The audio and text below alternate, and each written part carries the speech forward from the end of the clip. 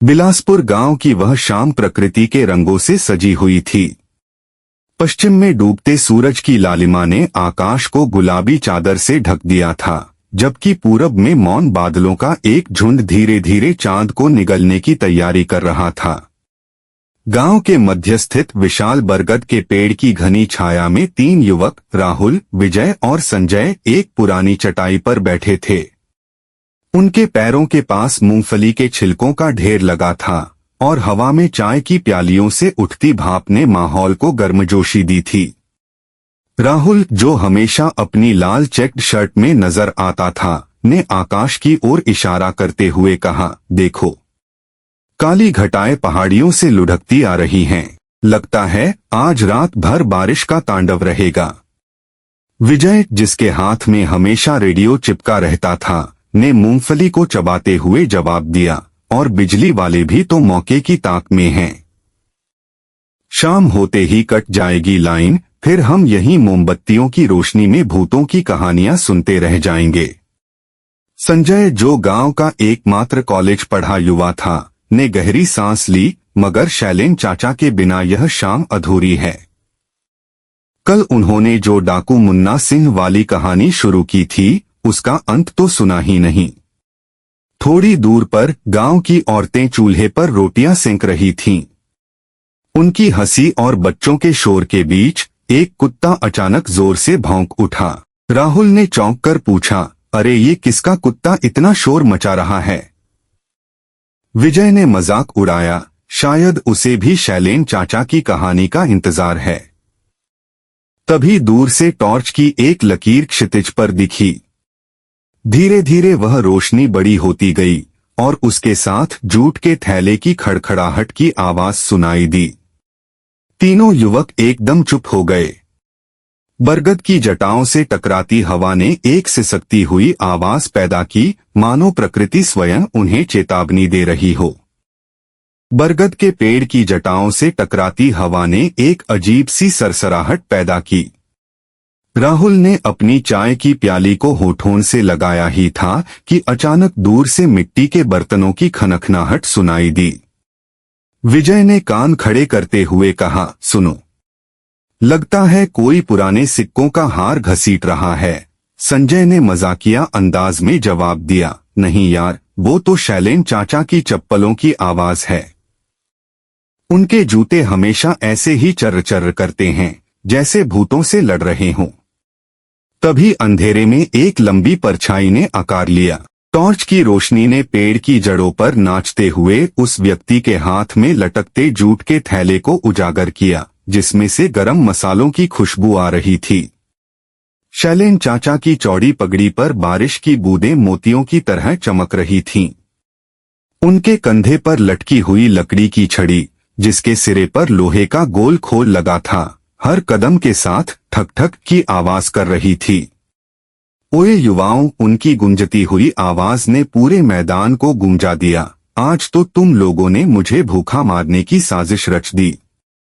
देखो, मैंने तुम्हारे लिए बेसन के पकौड़े लाए हैं, पर लगता है तुम्हें मेरी कहानियों की ज्यादा भूख है। उन्होंने थैले से निकालकर अखबार में लिपटे पकौड़ों की पुड़िया खोली।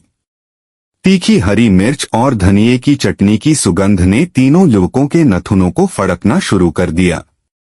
राहुल ने पहला पकौड़ा उठाते हुए पूछा, चाचा, आज कौन सी डरावनी कहानी सुनाओगे? पिछली बार वाली चुड़ैल तो अभी तक मेरे सपनों में आ रही है।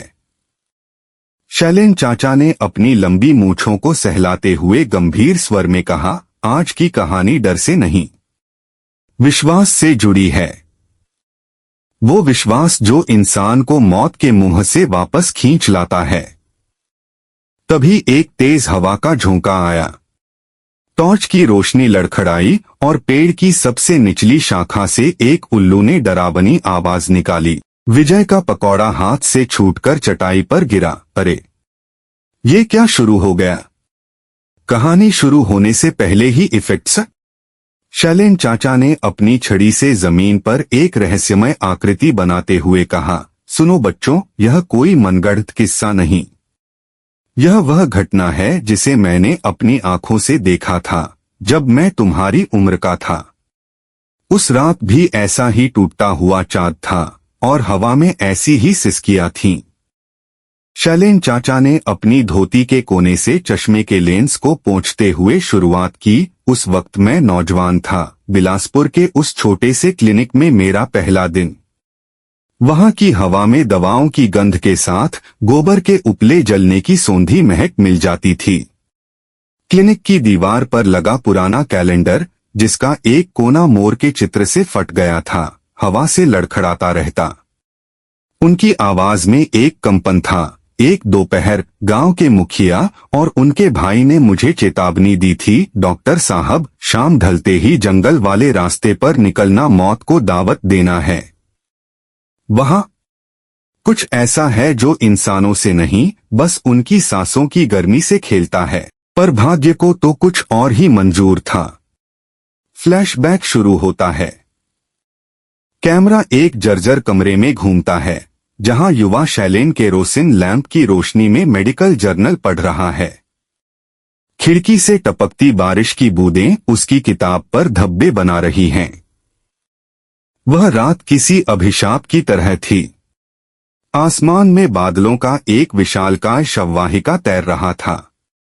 मेरी नींद में खलल डालने वाला वह दस्तक, धीमा पर लगातार, जैसे कोई नाखूनों से दरवाजा खुरच रहा हो। शैलेन चाचा ने अपने गले में अटकी सिसकी को निगलते हुए कहा। दरवाजा खोलते ही सामने खड़ा युवक, उसकी आंखों में एक अजीब सी चमक थी। उसके कपड़े कीचड़ से सने हुए, मानो किसी नाले को पार करके आया है। युवा शैलेन ने अपना बक्सा उठाया। बाहर निकलते ही उसने महसूस किया, रास्ते के दोनों ओर खड़े बरगद के पेड़ उन्हें निगलने को तैयार दानवों की तरह झुके हुए थे। गणेश की टॉर्च की रोशनी में उछलते कीड़े मकोड़े रास्ते को और भी डरावना बना रहे थे। चलते समय मैंने नोटिस किया, शैलेन चाचा ने अपनी भौहें चढ़ाते हुए कहा, गणेश के पैरों के निशान। वे मिट्टी पर दबते ही गायब हो जाते थे। पर तब मैंने इसे बारिश का असर समझा। फ्लैशबैक में जंगल का दृश्य, एक पेड़ की खोखल से सफेद रुई जैसा कोहरा निकलता दिखाई देता है। दूर कहीं से माँ की आवाज गूंजती है। अचानक रास्ते में दो साए प्रकट हुए। एक डाकू ने शैलेन के गले में चाकू तान दिया। इस बूढ़े को मारने से पहले अपनी जेबें खाली करो। तभी गणेश ने उनकी ओर देखा। उसकी आंखें अचानक रक्तिम हो गईं और उसके शरीर से नीली लपटें फूट पड़ी। डाकू चीखते हुए भागे, भूत, ये तो प्रेत है। शैलेन चाचा ने आंखें मूंदते हुए कहा, उस घर में पहुंचकर जो सच सामने आया, वह मेरे होश उड़ा देने वाला था।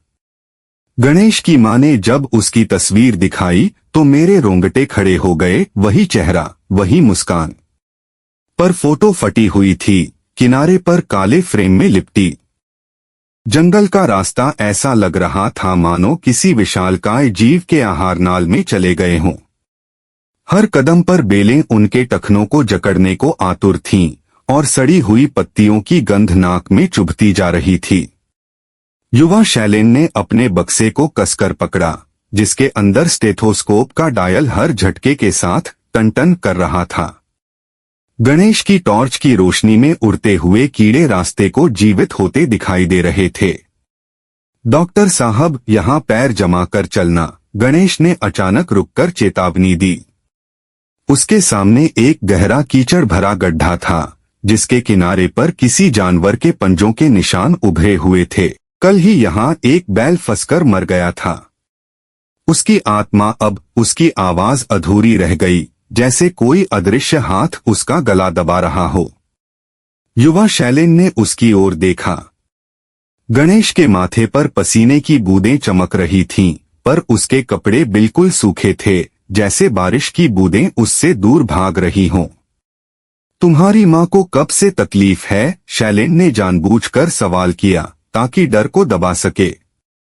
जब से मैं, गणेश ने अचानक रुककर पीछे मुड़कर देखा। चलिए, हमें जल्दी करना होगा। उसके हाथ की टॉर्च अचानक ब्लिंक हुई और बंद हो गई।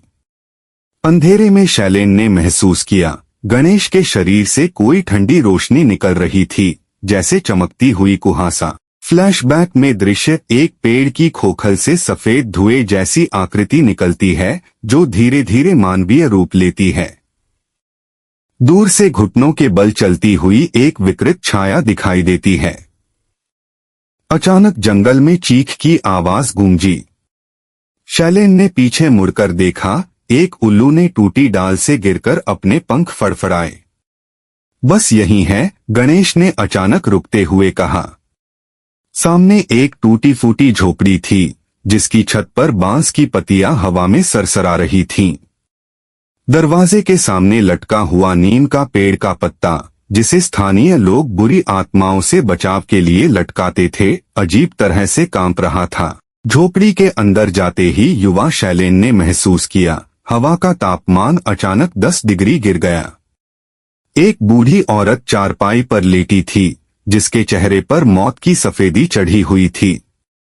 उसकी उंगलियां बिस्तर के किनारे को इस तरह पकड़े हुई थीं जैसे वह किसी अदृश्य शक्ति से लड़ रही हो। माँ, डॉक्टर साहब को ले आया हूँ, गणेश ने कंपकंपाती आवाज में कहा। बूढ़ी औरत की पलकें फड़की। उसने अपने गले से एक ताबीज निकाला जिसमें एक फटी हुई तस्वीर थी। गणेश 12 साल की उम्र में अपनी मां के साथ खड़ा था। शैलेन की सांसें तेज हो गईं।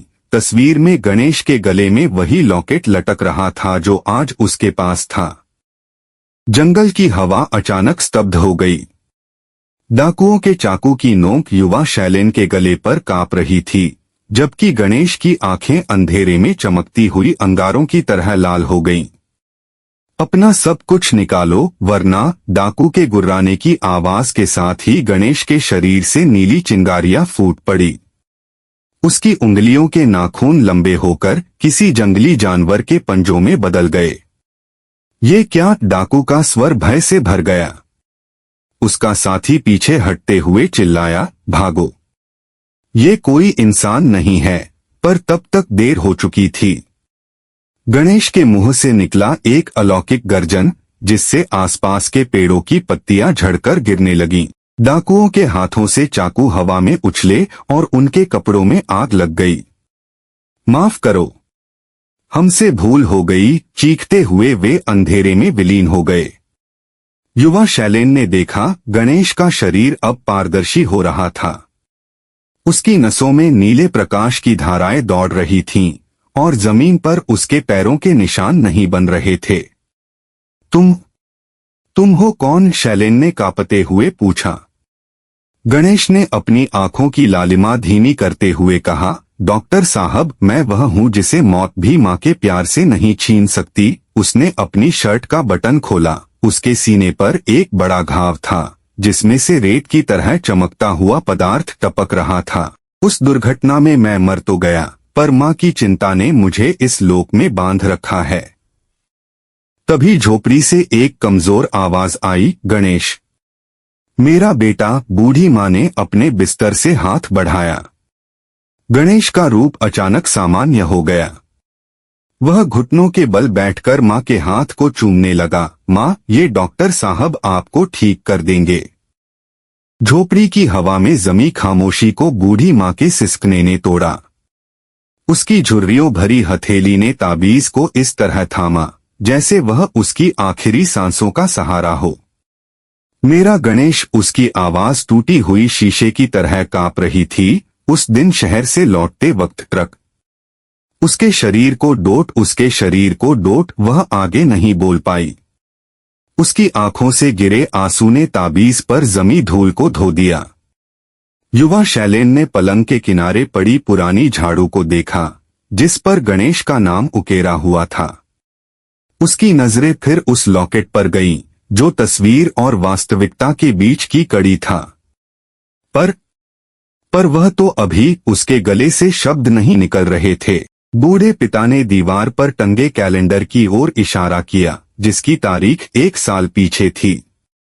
तभी झोपड़ी का दरवाजा खुद ब खुद जोर से बंद हो गया। हवा में तैरते धूल के कण अचानक जमीन पर गिरे और केरोसिन लैंप की लौ नीली होकर ऊंची उठने लगी। गणेश की आकृति दरवाजे के पीछे से प्रकट हुई, अब पूरी तरह पारदर्शी, जैसे कांच का बना हो। उसके पैरों से नीले प्रकाश की बूंदें टपक रही थीं, जो जमीन को छूते ही भाप बनकर उड़ जाती थीं। माँ, मैं हमेशा तुम्हारे साथ हूँ, गणेश ने अपनी बाहें फैलाई। बूढ़ी औरत ने आंखें मूंद लीं।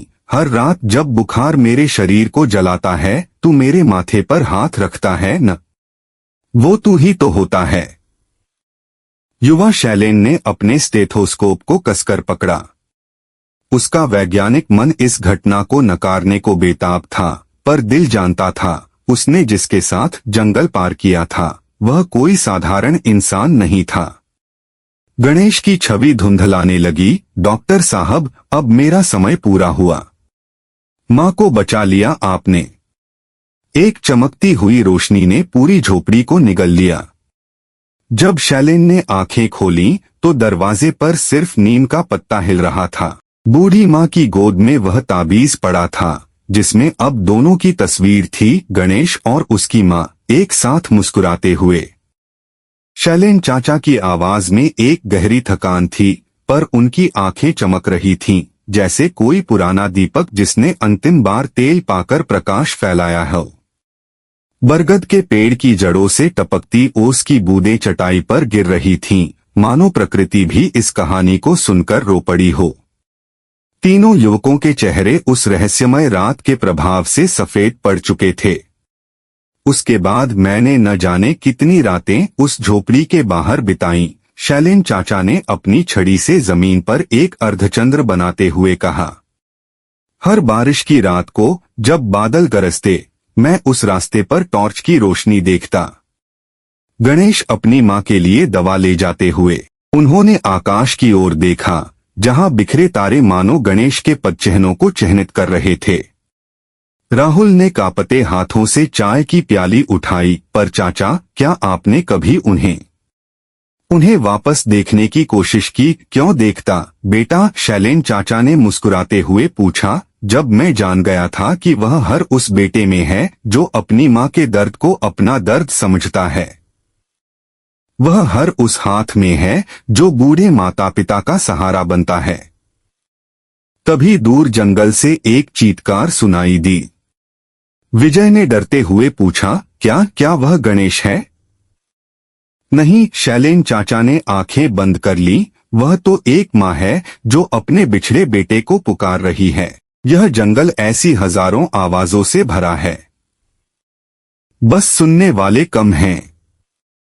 अचानक बारिश की पहली बूंदें चटाई पर गिरनी शुरू हुई।